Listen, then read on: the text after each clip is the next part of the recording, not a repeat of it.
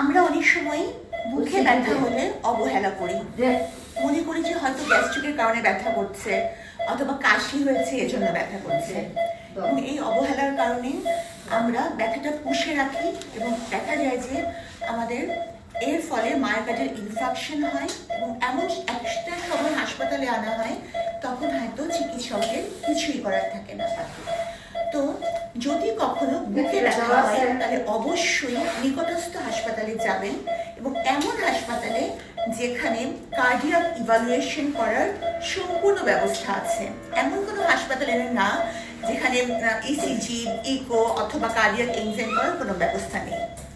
আরেকটা ব্যাপার হচ্ছে, যদি কার্ডিয়াক কোনো কারণে হার্টের ব্যথা হয় তাহলে ইউজুয়ালি বুকের মাঝখানে চেপে ধরার মতো ব্যথা হয় এবং ব্যথাটা মনে হয় যে বুকে কেউ চাপ দিয়ে ধরেছে। পরিশ্রম অবস্থায় ব্যথাটা বেশি হয়। এমন হতে পারে যে ব্যথা হাতে, গলার নিচে অথবা থুতনিতে কোনো কোনো সময় আঙ্গুল পর্যন্ত ছড়াতে পারে।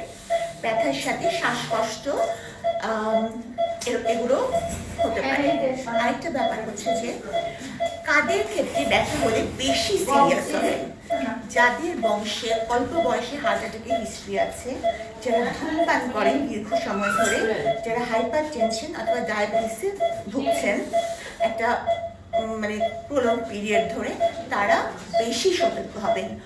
মনে রাখবেন যে যে কোনো বয়সেই কিন্তু মায়োকার্ডিয়াল ইনফাকশন হতে পারে, অবহেলা করার কোনো সুযোগ নেই। আরেকটা ব্যাপার হচ্ছে RCA মানে রাইট করোনারি আর্টারিতে যদি ব্লক থাকে তাহলেও কিন্তু একটু বুকের জলাজলা ভাব মানে গ্যাস্ট্রিকের সমস্যার মতন একটা ভাব হতে পারে।